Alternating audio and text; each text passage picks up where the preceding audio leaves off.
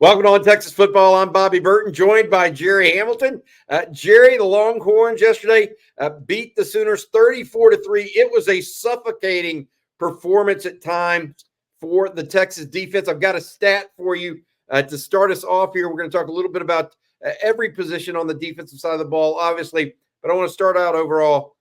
After the final drive where Oklahoma scored a field goal, it was right at the end of the first quarter, Oklahoma did not enter Texas territory again until their final drive of the entire game. That is a suffocating defense. Pete Kwiatkowski, Johnny Nansen, they had a great game plan to corral Michael Hawkins from allowing his feet to really beat them. He had to beat him with his arm, and the young freshman just couldn't do it. Then you add on some stellar play from not only Anthony Hill, who had the fumble and a couple of sacks. You also had the forced fumble out of Derek Williams. The Longhorns took away the ball twice for the Sooners.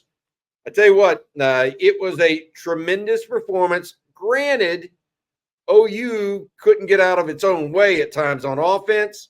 This is a Longhorn defense that now has only given up 3 touchdowns through 6 games of the 2024 season. Again, suffocating performance on Saturday from the Texas D. Yeah, and I thought they were opportunistic, caused a couple of fumbles as well. So maybe not opportunistic, but just a really good play from behind strip fumble caused by Anthony Hill. Great play by Derek Williams. By the way, I hope he's okay. Tremendous play on Taylor Tatum causing a fumble. But yeah, and I thought the big thing for me was as the game kind of moved along and Texas kind of got comfortable with Oklahoma, what they were going to do offensively with all the misdirection, and they settled in, the pass rush started getting to Oklahoma. After Texas got settled in against the Oklahoma scheme in this game and what they were going to do and got comfortable with it, that pass rush took over in the game. Ethan Burke had a really good football game.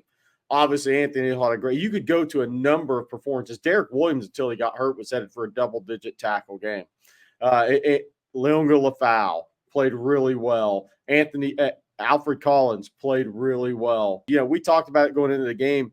Texas has more guys that can make disruptive plays than at any point in time on defense under Sarkisian. Again, look, Oklahoma's receivers are injured, and we know that, but Manny Muhammad, again, was really solid in coverage. So you even go beyond the front seven and what they did against this Oklahoma offensive line, which was a mismatch for Texas.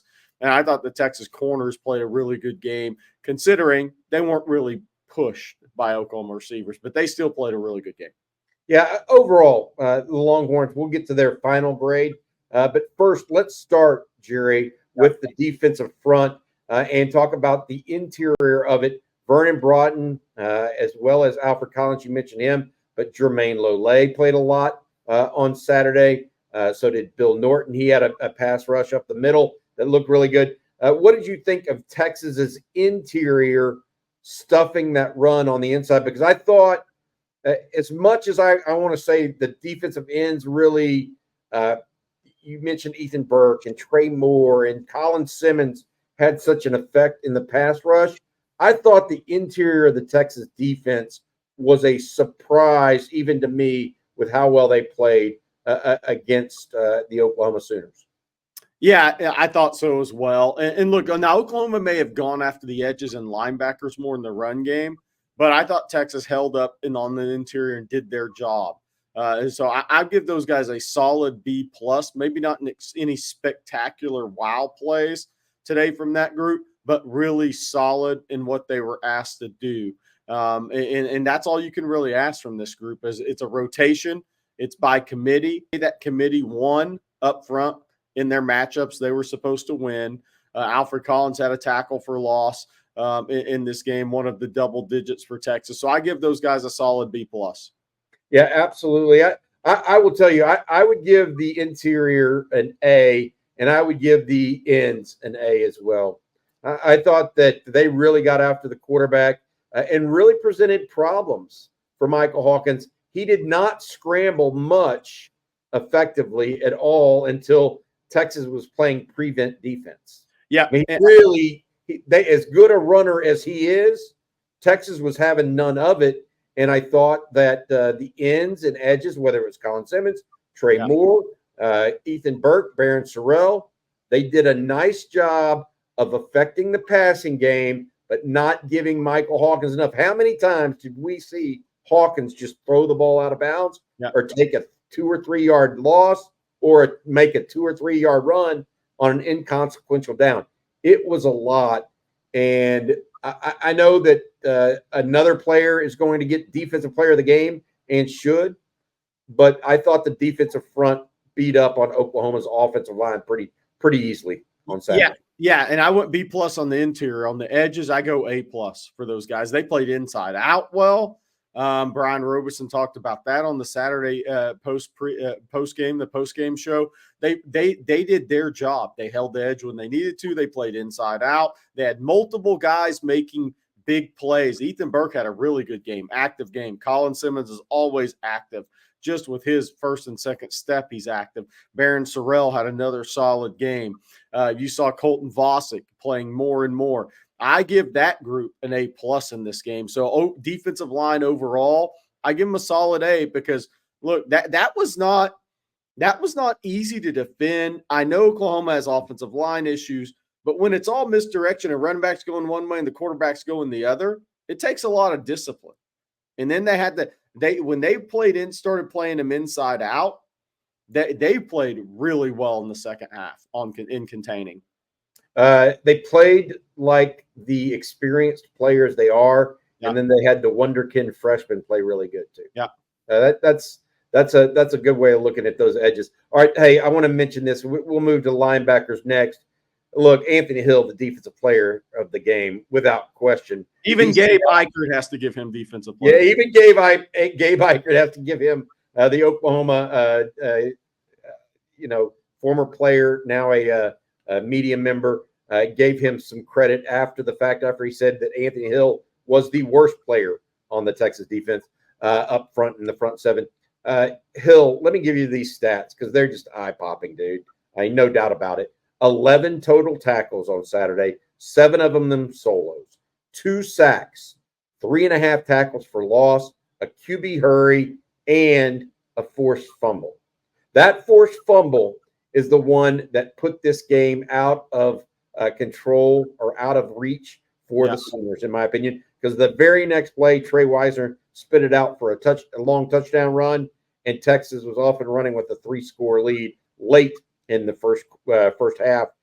Anthony Hill at linebacker was amazing. Not only did he rush the passer, he also lined up and was a spy at times.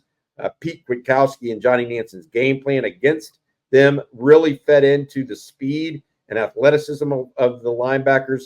I'm going to give the linebacker group an A because they did a great job of managing their responsibilities and hemming in Michael Hawkins, not letting him beat them with his legs.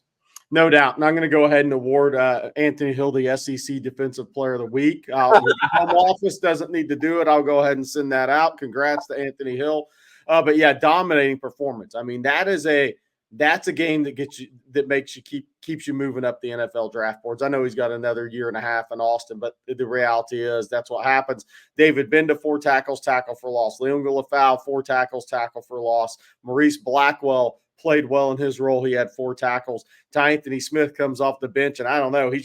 That guy's fast and angry when he comes off the bench, man. I don't know what to say. Whenever he comes in, you know he's in the game because you're like, who's the safety that just hit somebody really hard? Then you say, okay, it's because he's wearing 26 years. Okay, that's Ty Anthony again. But I thought the linebackers played really well. And again, I'll say the same thing I did for the edges. That's not an easy run game for the linebackers because they wanted you to false step, follow the motion, and everything was running back going one way, Michael Hawkins going the other with misdirection. So you had to play gap integrity. You had to be sound with your eyes. And if you're sound with your eyes, your feet will follow. If you're not sound with your eyes, you false step too much. So I thought the Texas linebackers played a really good game. I'll give them an A overall with the understanding they weren't going to be tested in the passing game in this one. Yeah, I like that grade because, frankly, they were put in conflict. Yeah. That was Oklahoma's whole game plan. Yes, they attacked the linebackers in this game. Yeah, big time in that regard. And Texas and Anthony Hill, Leonga Lafau, David Benda, and Maurice Blackwell, they were up for it. They were up to the task, and I think at times they dominated this game. The turnover, Jerry, was one of the big plays that was needed because, if you recall, it happened bang bang right after Trey Weiser's fumble recovery had been recovered by Silas Bolden. The next series, Texas comes out. Guess what happens? Trey Wisner pops a big one the very next play.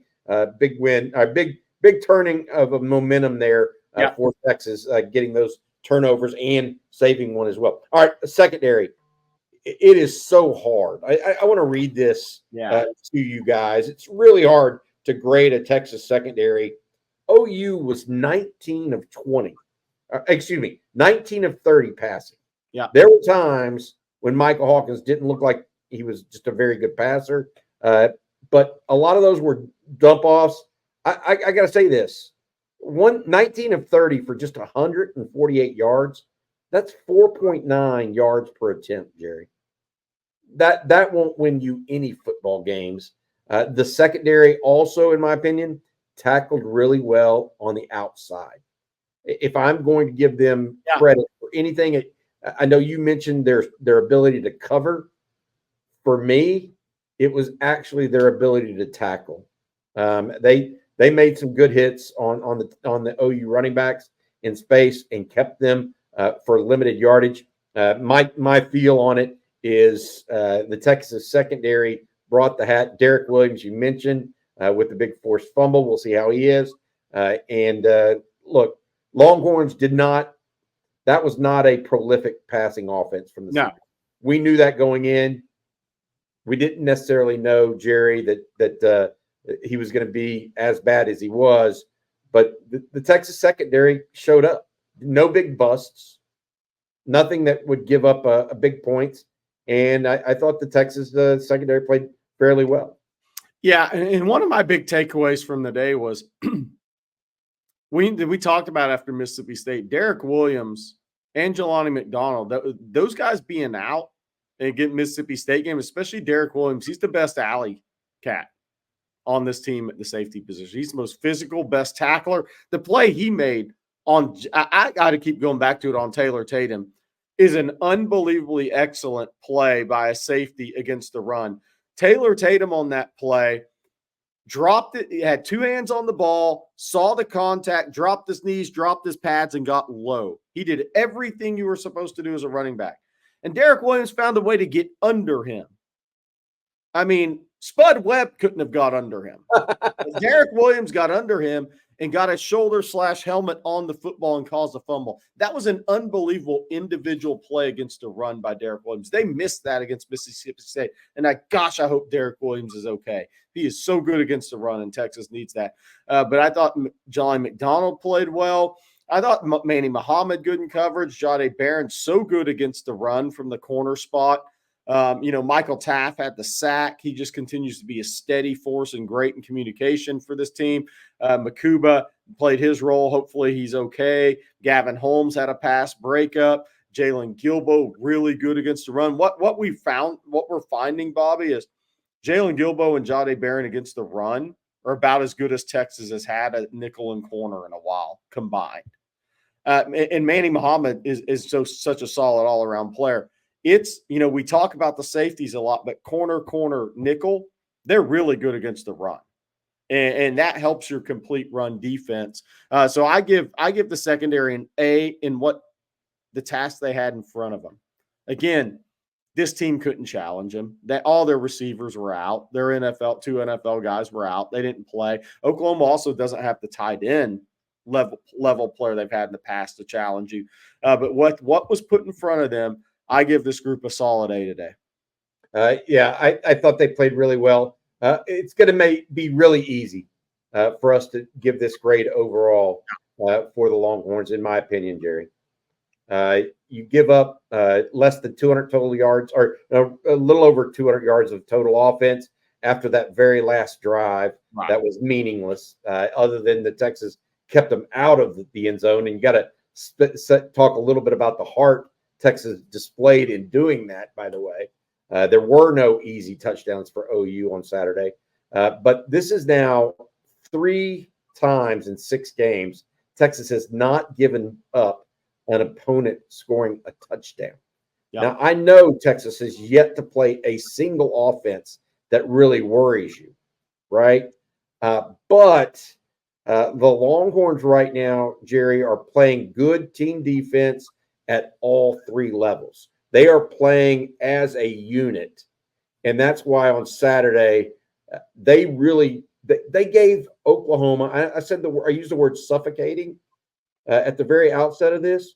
That's what they did to Oklahoma on Saturday. They gave them no shot. Not even after the first quarter, Oklahoma did not get to the 50-yard line until their very last series of the game. How demoralizing is that? Yeah. You're supposed to be able to demoralize a team with a freshman quarterback that just went under a change, has no wide receivers to speak of, really, of their top guys. You're supposed to demoralize that team. Well, it's one thing to say it and another thing to do it. Texas demoralized OU's offense. And I'll say something else. Everything went against the Texas defense in the first quarter. Quinn throws a pick on the first drive. They get a face mask penalty on the punt return on the second drive. So Oklahoma started on the plus side of Texas field position. Oklahoma started at midfield on a second one, on a 37 on a third one. So Texas defense, the first 2 defensive possessions they had, it was at midfield or better. So, and they didn't know what Oklahoma's game plan was. They weren't settled in at that time, and they didn't let Oklahoma make a big play on them. Longest play, 15 yards, 39 rushes for 89 yards in the game, 2.3, 18 first downs, but 3 of those were by penalty. But 69 plays for 237, 3.4 pop. And of course, that went up. I think they were at 84-ish when the second teamers really came in on that drive. So maybe 164-ish. So Texas didn't give up 200 yards in the first 3.5 quarters of that game. Oklahoma didn't have a chance. And so I give the defensive grade overall an A. I mean, a solid A. Look, Oklahoma's not good on the offensive line. All the receivers are hurt. They don't have a running back that can take over a game. Michael Hawkins is a freshman quarterback. I actually think he's going to be a good player. He's just a freshman quarterback.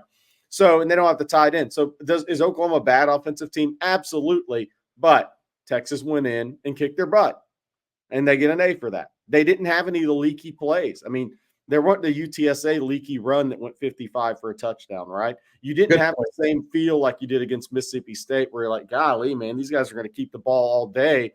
Are we ever going to see the Texas offense?